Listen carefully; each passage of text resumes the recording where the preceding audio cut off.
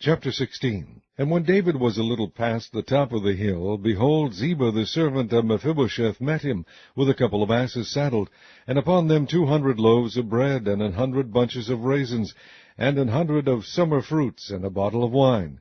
And the king said unto Ziba, What meanest thou by these? And Ziba said, The asses be for the king's household to ride on, and the bread and summer fruit for the young men to eat, and the wine, that such as be faint in the wilderness may drink. And the king said, And where is thy master's son? And Ziba said unto the king, Behold, he abideth at Jerusalem. For he said, Today shall the house of Israel restore me the kingdom of my father. Then said the king to Ziba, Behold, thine are all that pertained unto Mephibosheth. And Ziba said, I humbly beseech thee that I may find grace in thy sight, my lord, O king. And when King David came to Bahurim, behold, thence came out a man of the family of the house of Saul, whose name was Shimei, the son of Gera. He came forth and cursed still as he came. And he cast stones at David and at all the servants of King David, and all the people and all the mighty men were on his right hand and on his left. And thus said Shimei when he cursed, Come out, thou bloody man, and thou man of Belial. The Lord hath returned upon thee all the blood of the house of Saul, in whose stead thou hast reigned. And the Lord hath delivered the kingdom into the hand of Absalom thy son. And behold, thou art taken in thy mischief, because thou art a bloody man. Then said Abishai the son of Zeruiah unto the king, Why should this dead dog curse my lord the king? Let me go over, I pray thee, and take off his head. And the king said, What have I to do with you, ye sons of Zeruiah? So let him curse, because the Lord hath said unto him, Curse David. Who shall then say, Wherefore hast thou done so?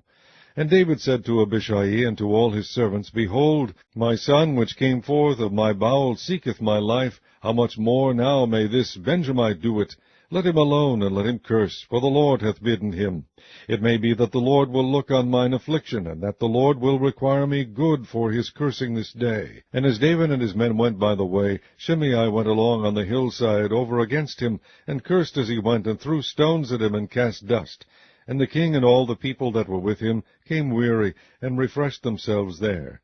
And Absalom and all the people, the men of Israel, came to Jerusalem, and Ahithophel with him.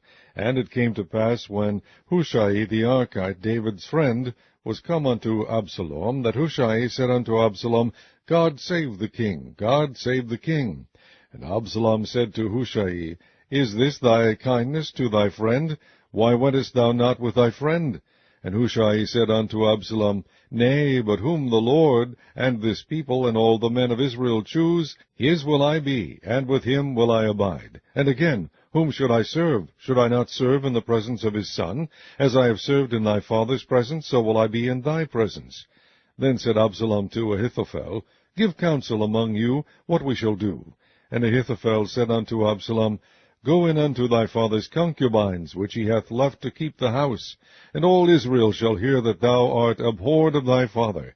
Then shall the hands of all that are with thee be strong. So they spread Absalom a tent upon the top of the house, and Absalom went in unto his father's concubines in the sight of all Israel. And the counsel of Ahithophel, which he counselled in those days, was as if a man had inquired at the oracle of God. So was all the counsel of Ahithophel, both with David and with Absalom. Chapter 17. Moreover, Ahithophel said unto Absalom, Let me now choose out 12,000 men, and I will arise and pursue after David this night. And I will come upon him while he is weary and weak-handed, and will make him afraid, and all the people that are with him shall flee, and I will smite the king only. And I will bring back all the people unto thee. The man whom thou seekest is as if all returned, so all the people shall be in peace. And the saying pleased Absalom well, and all the elders of Israel. Then said Absalom, Call now Hushai the Archite also, and let us hear likewise what he saith. And when Hushai was come to Absalom, Absalom spake unto him, saying, Ahithophel hath spoken after this manner. Shall we do after his saying? If not, speak thou. And Hushai said unto Absalom, The counsel that Ahithophel hath given is not good at this time. For, said Hushai, Thou knowest thy father and his men, that they be mighty men, and they be chafed in their minds, as a bear robbed of her whelps in the field. And thy father is a man of war, and will not lodge with the people. Behold, he is hid now in some pit, or in some other place. And it will come to pass, when some of them be overthrown at the first, that whosoever heareth it will say, There is a slaughter among the people that follow Absalom. And he also that is valiant, whose heart is as the heart of a lion, shall utterly melt. For all Israel knoweth that thy father is a mighty man, and they which be with him are valiant men. Therefore I counsel that all Israel be generally gathered unto thee, from Dan even to Beersheba, as the sand that is by the sea for multitude, and that thou go to battle in thine own person.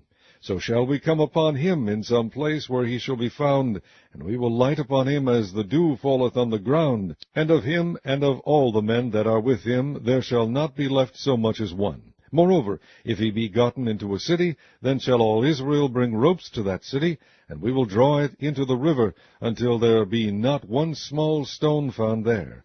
And Absalom and all the men of Israel said, The counsel of Hushai the Archite is better than the counsel of Ahithophel.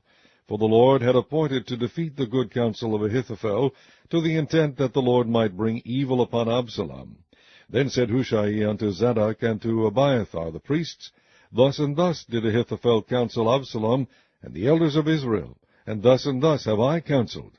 Now therefore send quickly, and tell David, saying, Lodge not this night in the plains of the wilderness. Let speedily pass over, lest the king be swallowed up, and all the people that are with him. Now Jonathan and Ahimaaz stayed by En-Rogel, for they might not be seen to come into the city. And a wench went and told them, and they went and told King David. Nevertheless a lad saw them and told Absalom. But they went both of them away quickly, and came to a man's house in Bahurim, which had a well in his court, whither they went down. And the woman took and spread a covering over the well's mouth, and spread ground corn thereon, and the thing was not known. And when Absalom's servants came to the woman to the house, they said, Where is Ahimaaz and Jonathan? And the woman said unto them, They be gone over the brook of water. And when they had sought and could not find them, they returned to Jerusalem. And it came to pass, after they were departed, that they came up out of the well, and went and told King David, and said unto David, Arise and pass quickly over the water, for thus hath Ahithophel counselled against you. Then David arose, and all the people that were with him, and they passed over Jordan. By the morning light there lacked not one of them that was not gone over Jordan. And when Ahithophel saw that his counsel was not followed, he saddled his ass, and arose, and gat him home to his house, to his city, and put his household in order, and hanged himself, and died, and was buried in the sepulchre of his father. Then David came to Mahanaim, and Absalom passed over Jordan, he and all the men of Israel with him. And Absalom made Amasa captain of the host, instead of Joab, which Amasa was a man's son, whose name was Ithra, an Israelite, that went in to Abigail, the daughter of Nahash, sister to Zeruiah, Joab's mother. So Israel and Absalom pitched in the land of Gilead. And it came to pass, when David was come to Mahanaim, that Shobi the son of Nahash of Rabbah of the children of Ammon, and Machir the son of Amiel of Lodebar, and Barzillai the Gileadite of Rogelim, brought beds and basins and earthen vessels, and wheat and barley and flour, and parched corn, and beans and lentils, and parched pulse, and honey and butter, and sheep and cheese of kine, for David and for the people that were with him, to eat. For they said, The people is hungry, and weary and thirsty in the wilderness. Chapter 18. And David numbered the people that were with him, and set captains of thousands and captains of hundreds over them.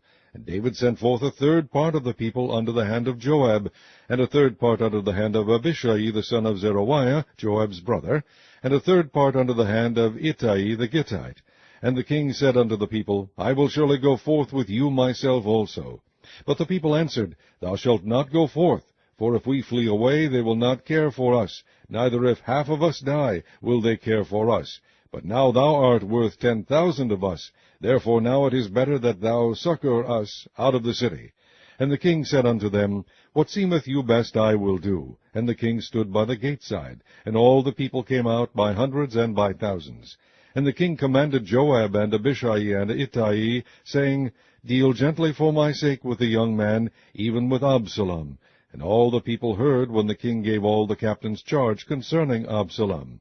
So the people went out into the field against Israel, and the battle was in the wood of Ephraim, where the people of Israel were slain before the servants of David, and there was there a great slaughter that day of 20,000 men.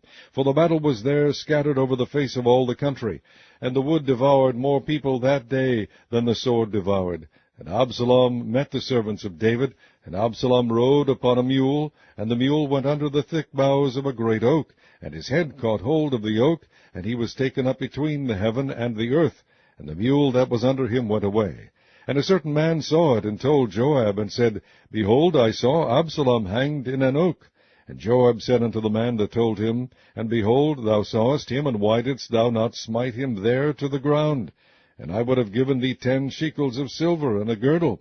And the man said unto Joab, Though I should receive 1,000 shekels of silver in mine hand, yet would I not put forth mine hand against the king's son. For in our hearing the king charged thee and Abishai and Ittai, saying, Beware that none touch the young man Absalom. Otherwise I should have wrought falsehood against mine own life. For there is no matter hid from the king, and thou thyself wouldest have set thyself against me. Then said Joab, I may not tarry thus with thee. And he took 3 darts in his hand, and thrust them through the heart of Absalom, while he was yet alive in the midst of the oak. And 10 young men that bare Joab's armor compassed about, and smote Absalom, and slew him. And Joab blew the trumpet, and the people returned from pursuing after Israel, for Joab held back the people. And they took Absalom, and cast him into a great pit in the wood, and laid a very great heap of stones upon him, and all Israel fled every one to his tent. Now Absalom in his lifetime had taken and reared up for himself a pillar, which is in the king's dale, for he said, I have no son to keep my name in remembrance. And he called the pillar after his own name, and it is called unto this day Absalom's place.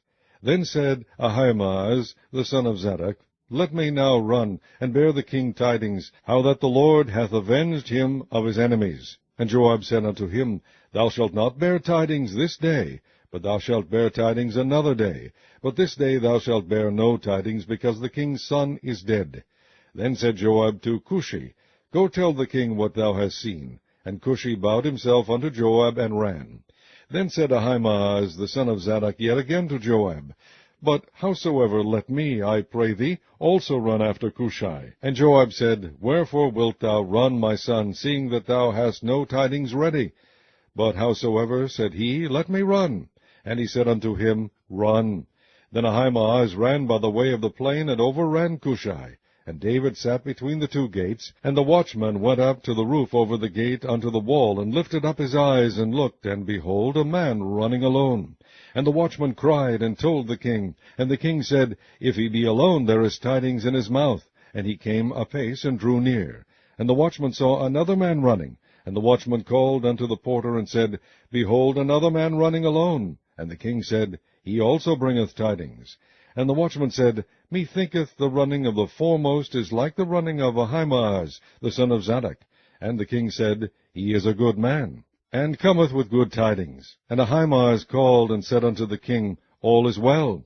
And he fell down to the earth upon his face before the king, and said, Blessed be the Lord thy God, which hath delivered up the men that lifted up their hand against my lord the king. And the king said, Is the young man Absalom safe? And Ahimaaz answered, When Joab sent the king's servant, and me thy servant, I saw a great tumult, but I knew not what it was. And the king said unto him, Turn aside, and stand here. And he turned aside, and stood still. And behold, Cushi came, and Cushi said, Tidings, my lord the king. For the Lord hath avenged thee this day of all them that rose up against thee.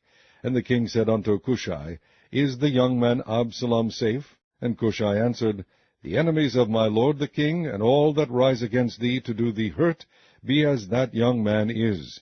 And the king was much moved, and went up to the chamber over the gate, and wept. And as he went, thus he said, O my son Absalom, my son Absalom, would God I had died for thee, O Absalom, my son, my son.